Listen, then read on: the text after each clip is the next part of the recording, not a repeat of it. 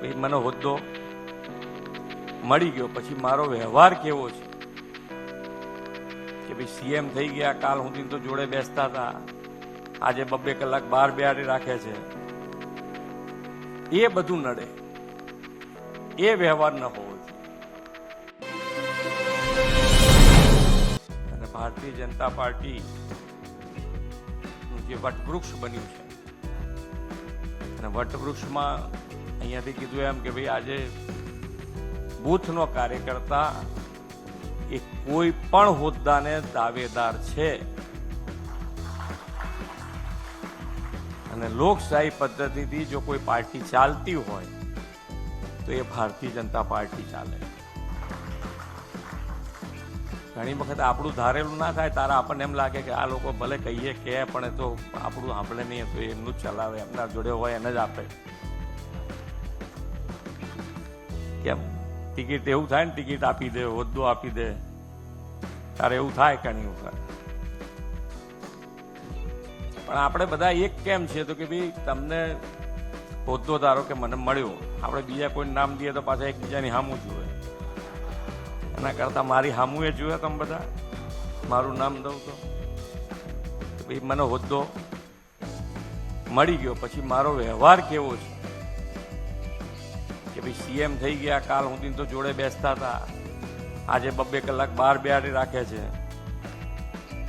એ બધું નડે, એ વ્યવહાર ન હોવો જોઈએ. આપણો કાર્યકર્તા આવ્યો છે, આપણો ધારાસભ્ય આવ્યો છે, જિલ્લા પંચાયતનો પ્રમુખ આવ્યો છે, તો એને એની સિસ્ટમ પ્રમાણે, ટાઈમ પ્રમાણે એને મળી લેવું. આપણો વ્યવહાર, આપણું જે બોલવાનું, જવાબ આપવાની પદ્ધતિ એ એટલી સારી હોય તો પછી તમને 2 દાડા પછી એમ થાય ભલે ભૂપેન્દ્રભાઈ સીએમ બનાય પણ સારું છે, આપણને બોલાય તો લે. આજે પાર્ટીની સ્થાપના દિવસની આપ સૌને ખૂબ ખૂબ શુભેચ્છાઓ પાઠવું છું.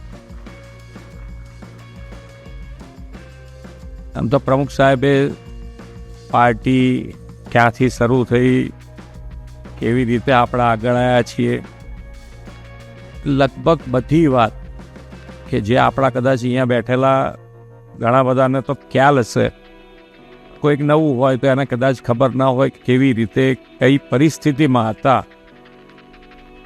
કદાચ આપણે બધાએ પાર્ટી ને પાર્ટી માટે જનૂનથી આજે જે લોકો બૂમો પાડી રહ્યા છે, વિપક્ષના સભ્યો બધાએ, પણ એ લોકોને આપણને હેરાનગતિ કરવામાં ક્યાંય બાકી નથી રાખ્યો. એટલે જે આપણે ક્યાંય વિચારી ના શકીએ એટલી હેરાનગતિ એ લોકો કરી શકે.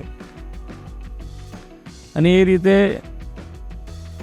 જુસ્સાથી આપણી વિચારધારા, જેને કહેવાય વિચારધારાને સહેજ પણ બદલાવ વગર આપણી સંસ્કૃતિ, આજે માન્ય વડાપ્રધાન શ્રી, વિકાસ આપણે કરવો છે પણ વિરાસતના ભોગે નહીં.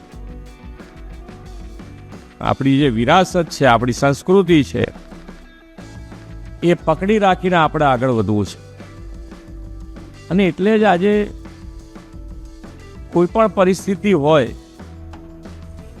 ધીમે ધીમે ધીમે ધીમે આપણે આગળ જ વધતા ગયા છે. જુઓ, પાછા પડ્યા નથી. ભલે 2 સીટ આવી હોય તો 2 સીટથી આપણે નારાજ નથી થયા, આપણે હલબલી નથી ગયા. 2 સીટ તો આવી તો 2 સીટ, પણ આપણે ફરીથી પાછા ઊભા થાય. અને એ જુસ્સો જે છે, એ જુસ્સો જ આપણી પાર્ટીનો જે મૂળ આધાર છે,